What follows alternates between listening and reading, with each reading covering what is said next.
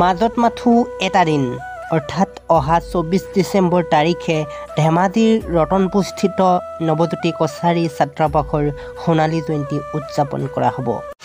নমস্কাৰ, মই অশ্বিনী কছাৰী আৰু আপোনালোকে চাই আছে সোণোৱাল মিক্সাৰ। মই বৰ্তমান উপস্থিত আছোঁ ধেমাজিৰ ৰতনপুৰত স্থিত অৰ্থাৎ ধেমাজিৰ ৰতনপুৰত থকা নৱজ্যোতি ছাত্ৰাবাসত আৰু ১৯৭২ চনত স্থাপিত হোৱা এই নৱজ্যোতি ছাত্ৰাবাসে আহি আজি সোণালী জয়ন্তী বৰ্ষ পাৰ কৰিলে আৰু এই সোণালী জয়ন্তী বৰ্ষ উদযাপন কৰা হ'ব অহা ২৪ ডিচেম্বৰ তাৰিখে এই নৱজ্যোতি ছাত্ৰাবাসত। আৰু ইতিমধ্যে প্ৰস্তুতি প্ৰায় সম্পূৰ্ণ হৈছে। এয়া আপোনালোকে দেখিছে মঞ্চ সেইফালে প্ৰায় সম্পূৰ্ণ হৈছে আৰু এই যি নৱজ্যোতি ছাত্ৰাবাসৰ যি বাউণ্ডেৰী তাৰ গোটেইবিলাক ৰঙীন কৰা হৈছে আৰু ৰুমবিলাকো গোটেই ৰঙীন কৰা হৈছে।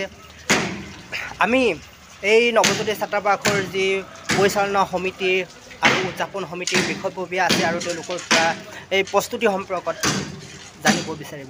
হয়, অতীতৰ সেইটোৱে আমি সৰু ধৰি লওক সৰুতে তেতিয়া আমি কলেজ পঢ়াৰ পৰা ধৰি লওক কথাবিলাক চব জানো আৰু কিন্তু হাইস্কুলৰ পৰা শুনি আছিলোঁ, কিন্তু তেতিয়া আমি ইয়াত অহা নাছিলোঁ দেখা নাছিলোঁ। কিন্তু কলেজীয়া জীৱনৰ পৰা একেৰাহে আমি দেখিছোঁ, এই হোষ্টেলৰ লগত জড়িত হৈ আছোঁ। গতিকে সেই তেতিয়াৰ যিসকলে এই ছাত্ৰাবাসটোৰ আজি প্ৰতিষ্ঠা কৰিছিল আমি তেখেতসকলক স্মৰণ কৰিব লাগিব। তেখেতসকলৰ যিটোৰ চিন্তাৰে যিটোৰ ভৱিষ্যতৰ এটা সপোন ৰচি এই ছাত্ৰাবাসটোৰ জন্ম দিছিলে, গতিকে তেখেতসকলক আমি স্মৰণ কৰিব লাগিব। তেখেতসকলৰ যিটো ঐতিহাসিক পদক্ষেপ সেইটো আমি আজি আমাৰ হৃদয়ত লৈ ল'ব লাগিব আমি ভৱিষ্যতৰ কাৰণে প্ৰজন্মৰ কাৰণে। গতিকে সেই চিন্তাৰে আমি আজি আগবাঢ়ি আহিছোঁ আৰু এতিয়া এইটো সন্ধিক্ষণত উপনীত হৈছোঁ।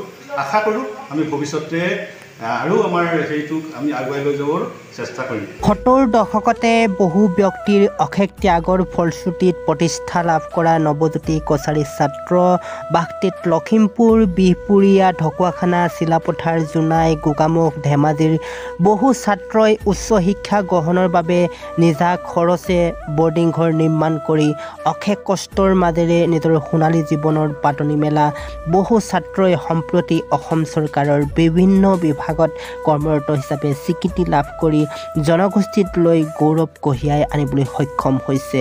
নৱজ্যোতি কছাৰী ছাত্ৰাবাসৰ সোণালী জয়ন্তী উদযাপন সমিতিয়ে সকলো ৰাইজৰ সহায় সহযোগিতা কামনা কৰিছে আৰু সেইদিনা পুৱা ৮ বজাৰ পৰা কাৰ্যসূচী আৰম্ভ হ'ব। সামূহিক চাফাই, পতাকা উত্তোলন, স্মৃতি তৰ্পণ, বৃক্ষৰোপণ, মুকলি সভাকে ধৰি ভালেকেইটা কাৰ্যসূচীৰ যোগেদি নৱজ্যোতি কছাৰী ছাত্ৰাবাসৰ সোণালী জয়ন্তী অহা ২৪ ডিচেম্বৰ তাৰিখে উদযাপন কৰা হ'ব।